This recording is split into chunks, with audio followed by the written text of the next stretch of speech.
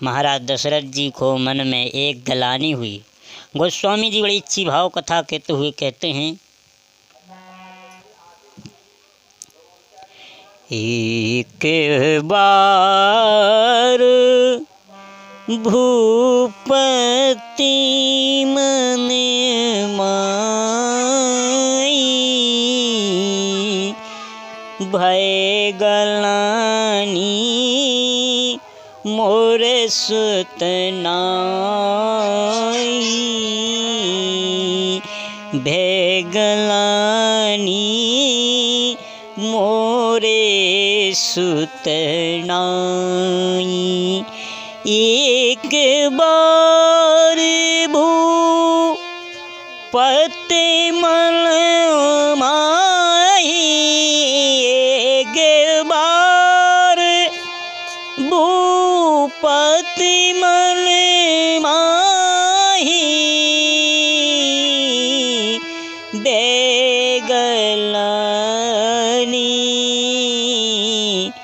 मोरे सुत नाही, बेगलानी मोरे सुत नाई। एक बार भूपति मन हुआई। गोस्वामी जी कहते, एक बार भूपति मन माही, भय गलानी मोरे सुत नाई। दशरथ जी को मन में बड़ी गलानी हुई। अच्छा देखो, गलानी हमेशा हुई, लेकिन एक बार कहा। गोस्वामी जी कहते, एक बार भूपति मन माही। एक बार का अर्थ क्या है? बोले एक बार देवासुर संग्राम हुआ। उस देवासुर संग्राम में इंद्र ने महाराज दशरथ जी से याचना की कि महाराज असुर बड़ी भारी सेना लेकर आए हैं और हमारी तरफ से हम चाहते आप युद्ध करें। दशरथ जी ने उस युद्ध में भाग लिया। इतना भारी युद्ध हुआ, उसमें दैत्यों की पराजित हुई, देवताओं की जीत हुई। देवताओं ने मन में विचार किया कि भाई जब हमारा किसी ने काम कर दिया हो तो उसको हमें अपने घर पर बुलाकर उसका स्वागत करना चाहिए। इंद्र ने निमंत्रण किया महाराज दशरथ जी को। जब दशरथ जी इंद्र के यहाँ गए तो जिस सिंहासन पर इंद्र बैठता था उस सिंहासन पर महाराज दशरथ जी को बिठा दिया। बड़ी सेवा भाव की दशरथ जी की। जब दशरथ जी चले वहाँ से विदा होकर अवध की ओर प्रस्थान किया तो थोड़ी आगे निकले तो देखा कि मैं तलवार तो अपनी वहीं भूल आया। जब जा कर के वहाँ देखा दशरथ जी ने कि जिस सिंहासन पर हम बैठे हुए थे वह सिंहासन बड़ी तीव्र गति से धोया जा रहा है। दशरथ जी ने वहाँ जो दासियाँ थीं उनसे पूछा कि ऐसा इसमें क्या हो गया, अभी तो ये साफ था, फिर धो क्यों रहा है? दासी बड़ी अच्छी बात कहती, जिनके कुल को न दीपक जलाने वाला, जिनके कुल में कोई न दीपक जलाने वाला, जिनके देखत मन खराब होत हैं, ऐसे को आना अशुभ मानो जात है। हमारे यहाँ की महाराज एक परंपरा है कि जिसके यहाँ कुल में कोई दीपक जलाने वाला ना हो, जो पितरों को मोक्ष देने वाला ना हो, जिसके यहाँ संतान ना हो, वो हमारे यहाँ अशुभ माना गया। इसलिए आप आए तो आप जिस सिंहासन पर बैठे हुए अशुभ हो गया, इसलिए इसको धुला जा रहा है। दशरथ जी को मन में उसी समय ग्लानि हो गई कि भले ही हमारा पद इतना बड़ा हो, इतना बड़ा इंद्र होकर भी मेरा सम्मान करता हो, लेकिन जिस कारण से मुझे ये अभिमान सहना पड़ा, तो वो सम्मान भी किस काम का। उसी समय दशरथ जी को ग्लानि हो गई। भय ग्लानि मोरे सुते नाहि। जब मन में ग्लानि हुई तो राजा दशरथ जी घर में आकर विचार करने लगे, करें क्या। उसी समय गुरुदेव के पास पहुँचे। गोस्वामी जी कहते हैं, गुरु गृह गए हूँ तुरत में पाला। गुरु गृह गए हूँ तुरत में पाला।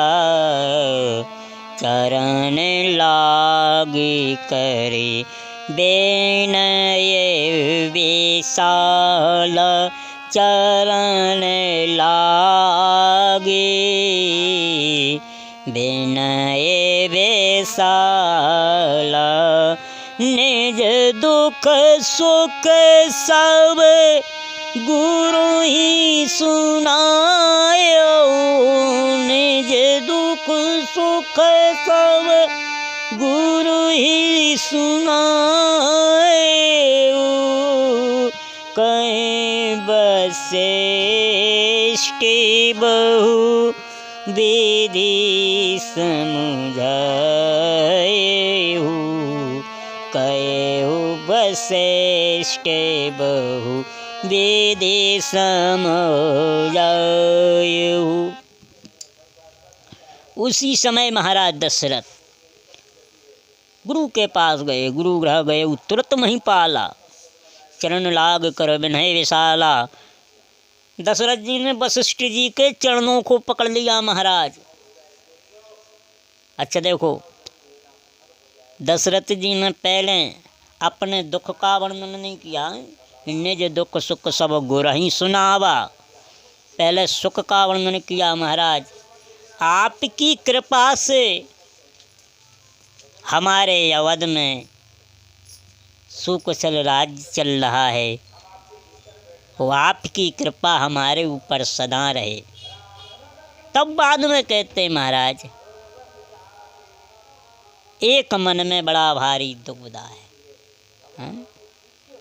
क्या बोले महाराज, जिस वंश की परंपरा अभी तक चली आ रही है, जिस वंश में बड़े बड़े धर्मात्मा राज्य कर चुके हैं, अब क्या उस वंश का कोई आगे बढ़ाने वाला दिख नहीं रहा है महाराज। वशिष्ठ जी कहते हैं, राजन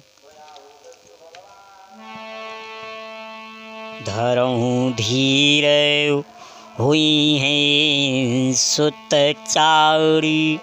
त्रिभुवन विदित भगत भयारी। त्रिभुवन विदित भगत भयारी। महाराज धीरज धरिए। धीरज धरा हो ही सुत चारी। एक नहीं 4 पुत्र होंगे। वशिष्ठ जी ने कहा। दशरथ जी बोले महाराज, यहाँ एक की आशा है, आप 4 लगाए फिर रहे। वशिष्ठ जी बोले हाँ 4 होंगे, ऐसे नहीं होंगे। त्रिभुवन विदित भगत भयहारी, जो तीनों लोकों में अपना नाम फैलाएंगे, तीनों लोकों के दुखों को हरेंगे, आपके यश को बढ़ाएंगे, आपकी कीर्ति को बढ़ाएंगे, ऐसे पुत्र आपके होंगे महाराज। और चिंता तो आज इसी बात की है। जिसको पुत्र है वो दुखी है, जिसको नहीं है वो तो दुखी है ही सो है।